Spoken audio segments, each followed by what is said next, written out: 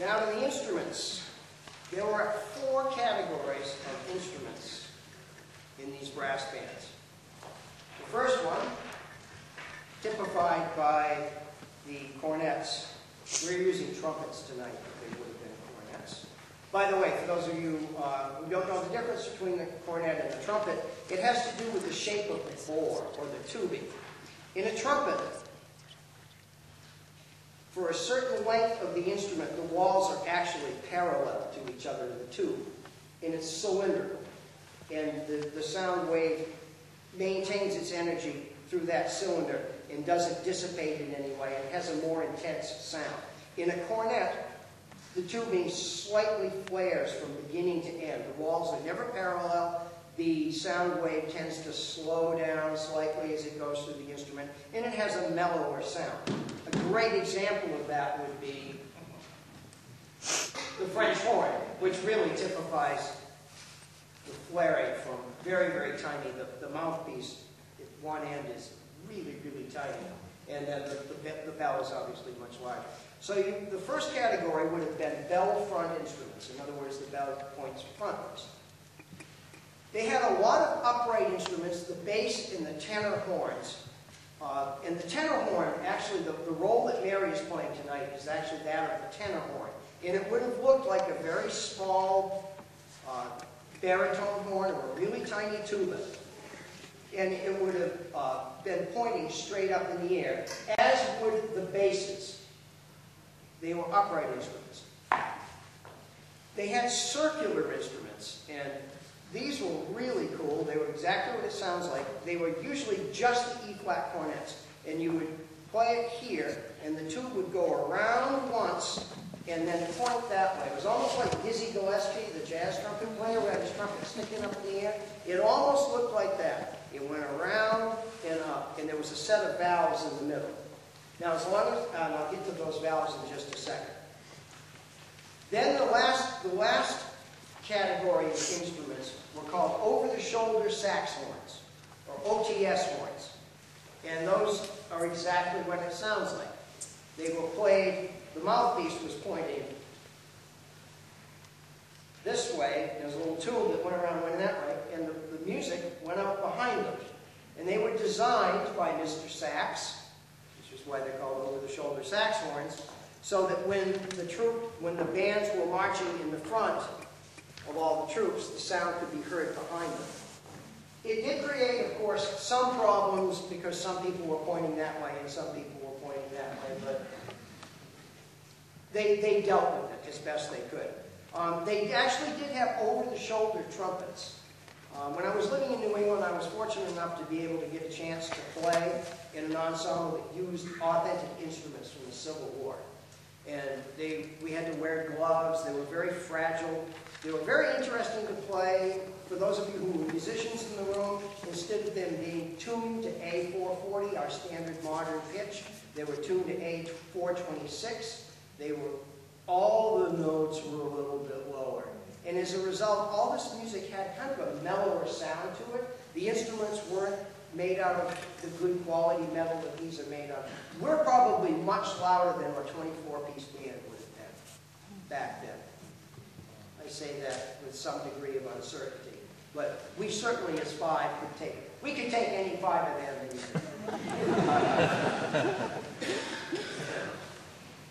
So those are the 4 types of valves. All the valves were rotary valves like she has on her French horn. The piston valves didn't come in until a little bit towards the very end, if not after the Civil War in actuality. The next piece that we're going to play is called the Living Bell Quick Step. And this is one of those cases where the lead E-flat player gets to show off a little bit. And having played this piece before on one of those authentic Civil War instruments, it's actually easier to play that than it is on a modern instrument, on this piece, on that instrument, than it is on this one. Everything about it was smaller and kind of tighter, and those little rotary valves, they didn't have to move hardly at all to make the pitch changes. So my fingers would probably only be moving a tiny bit, whereas on this one, I have to move the fingers a longer distance. And everything about the instrument just reacted faster. It's the difference between driving a school bus and driving a Ferrari. Not that I've ever driven a Ferrari or a school bus. You saw that coming, right? So anyway, we are going to now play the Lily Bell quick step. Wish me luck.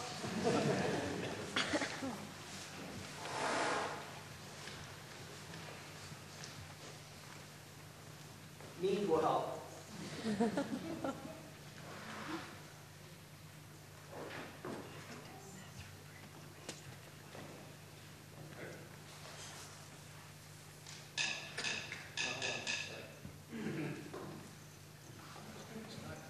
Yeah, sorry. I have to switch from lecturer brain to flat brain. No.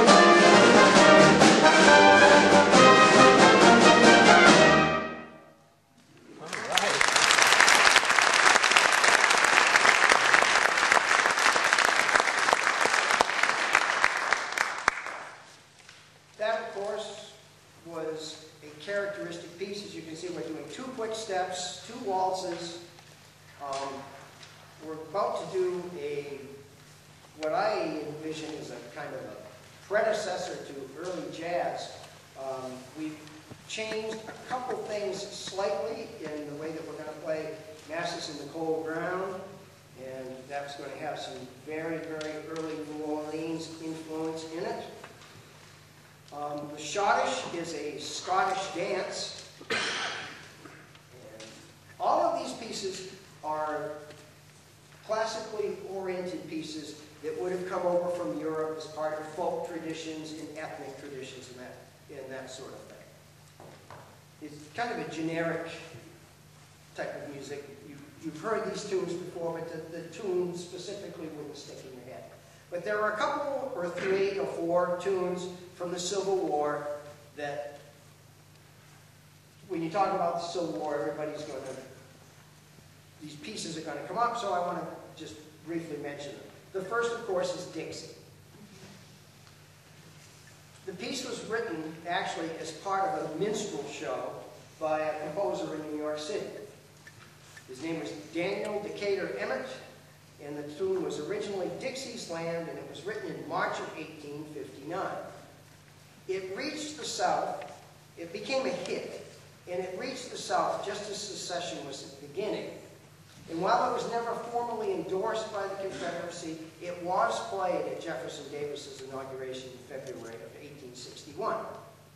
The tune was actually played in both sides, and I believe Abraham Lincoln liked the piece a lot, and it was actually played at Gettysburg on the day of the Gettysburg Address. So there's a little bit about Dixie. Yankee Doodle. When I was a kid, I always thought that had something to do with Yankee, like the Yankees and the Rebs. It's really a Revolutionary War song. It was another favorite of Abe Lincoln, and it was also a real favorite of George Custer. And they said that Custer would often have that tune played during battle, someplace very near him, to kind of get his juices flowing on the And it was, along with another tune I'll discuss in a second, certainly played a full run. Third, the Battle Hymn of the Republic. This piece was originally an arrangement by Gilmore. Notice that name keeps coming up. He was the band musician just prior to Sousa, who was huge during the Civil War, his impact. He did an arrangement of an old camp meeting song called John Brown's Body Lies a Mouldering in the Grave. And it was given words.